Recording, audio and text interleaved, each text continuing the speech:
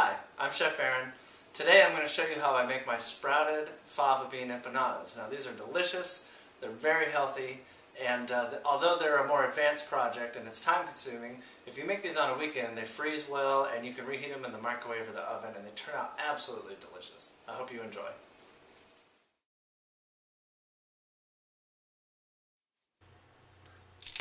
First we got to get the beans out of the pods. Now I pick up these fava beans locally. I live in the San Francisco Bay Area and they're all over the place right now because they're in season. So I pick them up at farmers market and they're wonderful. Now you could substitute any other bean, ideally fresh so that you can sprout it, but you could use canned beans and it would still make a really delicious meal. Alright, I'm just going to give them a rinse and a little bit of a scrubbing with my fingers.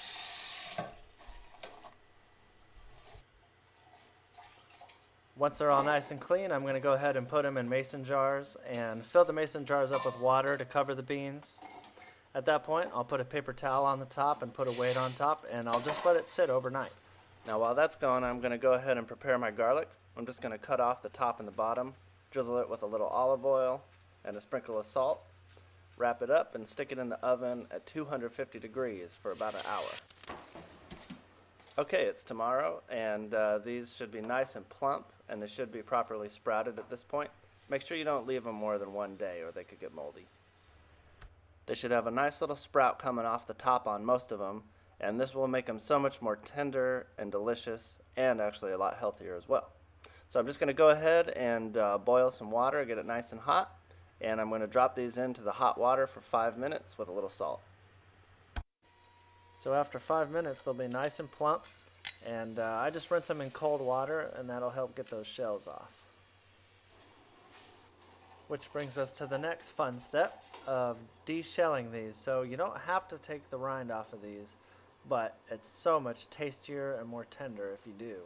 The inside of these is kind of like a combination between a pea and an avocado, and it's one of the most delicious vegetables I think you'll ever taste.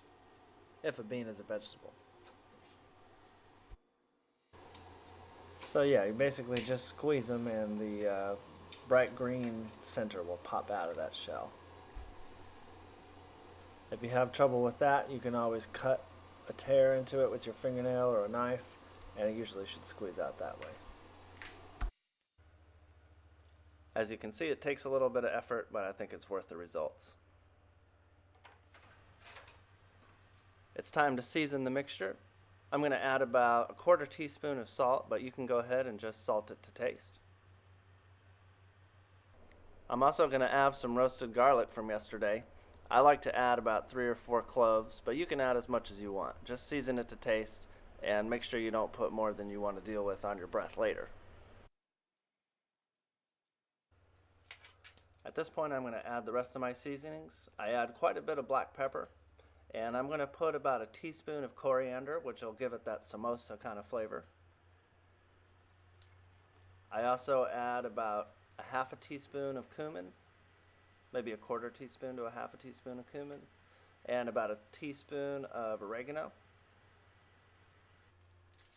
I also add about a 1/2 tablespoon to a tablespoon of olive oil to make the final product nice and moist. And then I just start smashing it up. Now a food processor works great for this. I'm using the old-fashioned way. You could also use a mortar and pestle, which would be a much more traditional way. I also like to add a caramelized onion. So I have this fresh red onion from the garden, and I'm going to use that. Just put it on really high heat. Put about a teaspoon of avocado oil in there and a little bit of salt, and just cook it until the onions are practically see-through. They'll be a little bit translucent. And then I'm just going to mix it into my mix here.